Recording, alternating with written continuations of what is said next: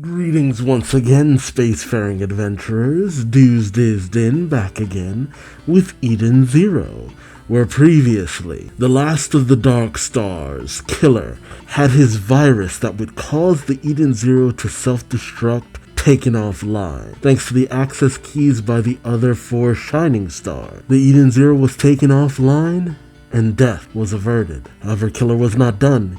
He tried to ram the Eden's One into the Zero, but it stopped in the nick of time, thanks to Wise entering into the digital world through his own back door. And thanks to the assistance of a prototype Arsenal suit, as well as some additional applications by Hermit, Wise was able to take the digital version of Killer offline. In terms of the analog body of Killer, well, Laguna was still on the Eden's One after the fight with Lightning Law, and while Killer was still reeling from his face down with Wise, Laguna took him down. The Dark Stars are dealt with. The ration says Galactica, except for Lady Freya, but it's starting to look like we may never see that character. I'm not really sure, honestly. But I mean, that's just one other character. Unless she's that stupidly powerful, it feels as though Void is the only other character left to face off with. And Ziggy should be dealing with that. So, Shiki's free to go and save Mother, right? Nothing else bad could happen, right? Join me as I find out, won't you? A very simple cover page of Shiki on a rooftop. Eden Zero, Chapter 271. Their lives or the future? A very obviously impossible choice. Makes me wonder what's about to happen now. We pick up with the Eden's One floating right beside the Eden Zero. Hermit smiles at her console, saying the self-destruct timer is now stopped, and all of the dragons in this sector have ceased functioning. Yeah, God Noella has been taken out. Hermit comes up behind, pecs exposed because those bodysuits are hot. After just entering through the digital world, he's woken up, and he says to Hermit, that should give us some time to breathe. We just see the destruction wrought by the battles, especially on the bridge with Witch taking on Wizard. Witch states, now we only need to confirm that the Great Demon King and Lady Rebecca are safe after going to face Void. Sister, sitting on Moscow, says, oh please, you know they're fine. Moscow says, Moskwi. Meanwhile, Valkyrie, having helped Homura to her Leo starfighter, says, it sounds like the ship is safe. And Homura smiles at her, saying, 'tis a relief to hear it. Laguna, still on board the Eden's One, says to everyone, anyway, I'm on board the One right now. What am I supposed to do here? Yeah, I don't feel comfortable with Laguna on the Eden's One, though. You never know what that ship might do. Klein says through the comms, is there inside? Is there no one else there? Laguna tells her, not a soul. Jin tells him, good, we're on our way to join you, which ponders and grimaces, saying we should probably destroy it. Meanwhile, Hermit commands her console, saying rebooting the Eden Zero's system. The lights flash on, and the Eden Zero is powered up and lighting to life. Meanwhile, in the showdown of Ziggy versus Void, us now seeing Void's weird tiny human face on that giant robotic body. God, it's just Shiki's face. It's so weird. We've seen so many different iterations of Shiki's face. It never gets easy. Mashima plays into the allegations of him just making the same character over and over again by just literally making the same character over and over again. Just different iterations. Oh, it's so weird. Ziggy asks him, you designed that face based on a simulation of what you'd look like as a grown man. Well, it's no wonder you'd end up taking after Shiki. Like, why do that, though? But you're nothing more than consciousness. You have no physical form. And you were originally human. Void tells him, the past is irrelevant. This is what I must do. He keeps trying to act like he has no emotions, but it's just like to construct a face that would have looked like what you would have looked like had you been born. Void simply says, I must destroy Mother. Oh God.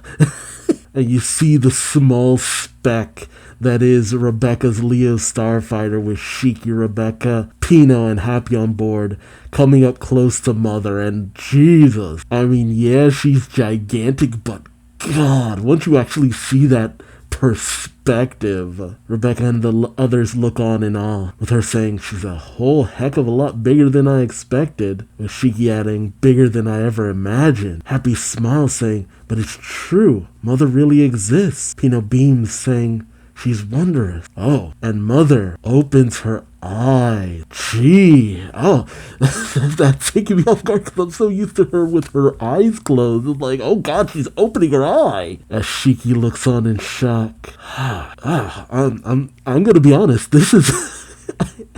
I didn't think I'd feel kind of weird about it, but it's just like, oh my God. They're actually meeting her. I get it. It's only been just close to 300 chapters. But, I mean, almost 300 chapters to get to this point. It feels actually kind of like, we're really doing this. And Mother, for the first time, moves as well, moving her face away from resting on her hand, saying, I've been expecting you, Shiki. Holy crap. Shiki is taken aback, saying, what? Mother tells him, at the end of your exceptionally long journey, your adventure has brought you here at last. I mean, exceptionally long is a bit of an overstatement to a certain degree, but, I mean, it's a journey that's taken him through space and time, so, and different lifetimes. I mean, it's a journey that's kind of gone through like several thousand years. Yeah. I mean, if you look at it from that perspective. Rebecca questions, how does she know Shiki? Mother simply tells him, I will now give you 2 options from which you must choose. Whichever option you choose, it will surely come to pass, and that which you do not choose will surely not come to pass. Okay, this is... Oh God, I'm actually kind of feeling like hesitant. It's like, the last time Shiki was given a choice, that's when Witch died. She tells him, you have my word as the mother of the cosmos. Shiki questions, whoa, wait a minute. What do you mean? Why should I have to make that kind of decision? Mother lifts her hand saying, because that was the agreement we made 20,000 years ago. What happened 20,000 years ago?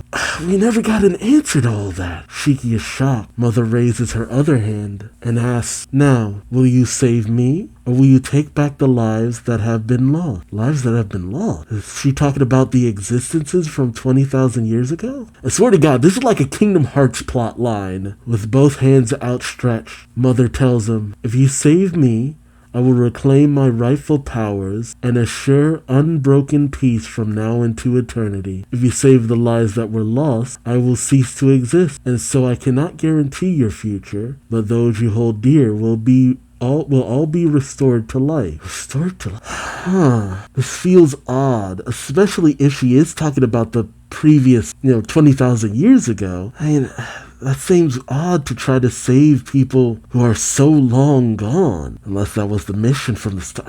Okay, I need to keep going. Shiki questions, what? I don't even need to think about it. Mother, I choose to save you. Mother explains, saying, that would mean the lives that were lost will never return. Shiki tells her, well, nobody's dead in this world.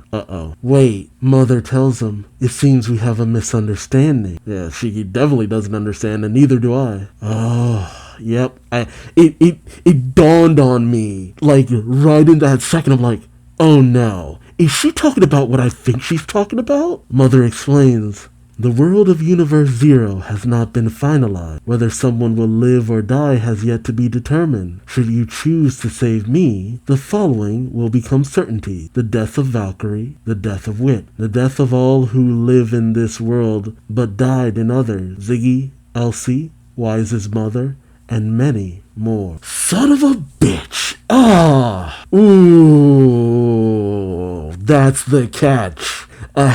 It was too good to be true. It was too good to be true. I'm like, man, Mosh was just choosing to bring back all these characters, but to a lesser extent. I mean, that's pretty out there. Should have known it was a plot point. I should have known it was a plot point. An even bigger plot point than just bringing these characters back. To make such a choice, though. Oh, man. That's a messed up choice. I gotta give Mashima props.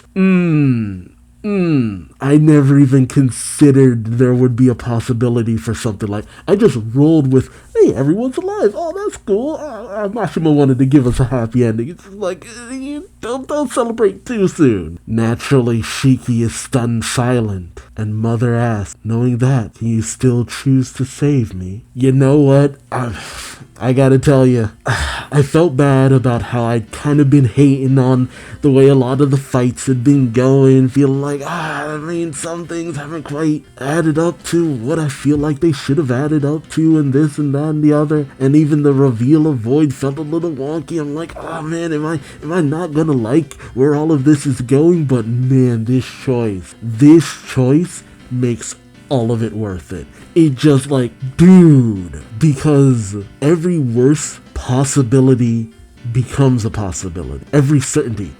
There are so many timelines where Valkyrie dies, so many timelines where Witch dies. Hell, there are timelines where Shiki dies, timelines where Rebecca loses her legs. Happy goes back to being an android. Like, not to mention, are there other versions of Shiki who have made it this far? What choices did they make? And considering that Ziggy comes from a timeline where robot life is ending, that shows that maybe there was a Shiki who made it this far and still chose everyone else's life.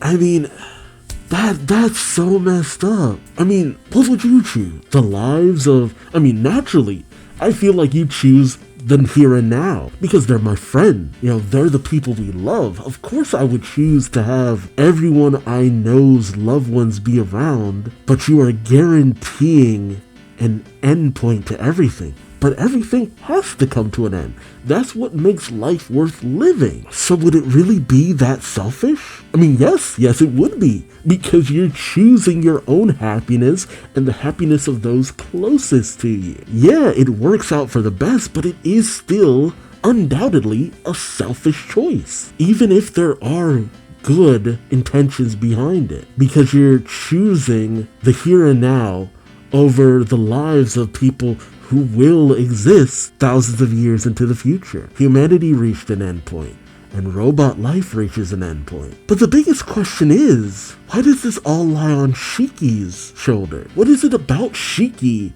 that makes him qualified to be the one to make this choice? Why not Happy? Why not Pino?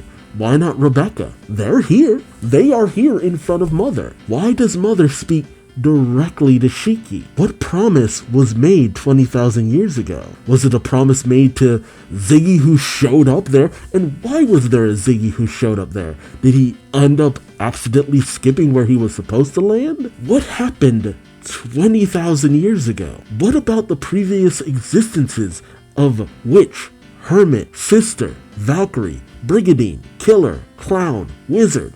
All of them. Why were they flesh and blood beings previously? Why are they androids now? Why do they have none of their memories? And if this Shiki is the baby who was born from Witch and Wizard all that time ago, why does he not look like either of them? He has black hair. They both have different colored hair. That's odd to not even have even the remotest of trait. But we know Witch was pregnant. Pregnant with who? Pregnant with what? Why did we stop seeing those flashbacks to all that time ago? What did Hermit and Killer do in order to save their world? Something's not right here. We are missing something crucial, and I'm thrilled by what the answers could be. I hope it keeps on with this feeling. I loved that ominous feeling that I got. Like something absolutely impossible was about to happen. And this choice, it's a rough one, but there's more to it that we're not seeing. And I can't wait to find out what. So let me know your thoughts and theories in the comment section below. Like, comment, subscribe if you enjoyed the ride. And until next time, I've been Duuz-Diz-Din. Thank you so much for watching, and I hope to see you in the next one. Till then, bye-bye.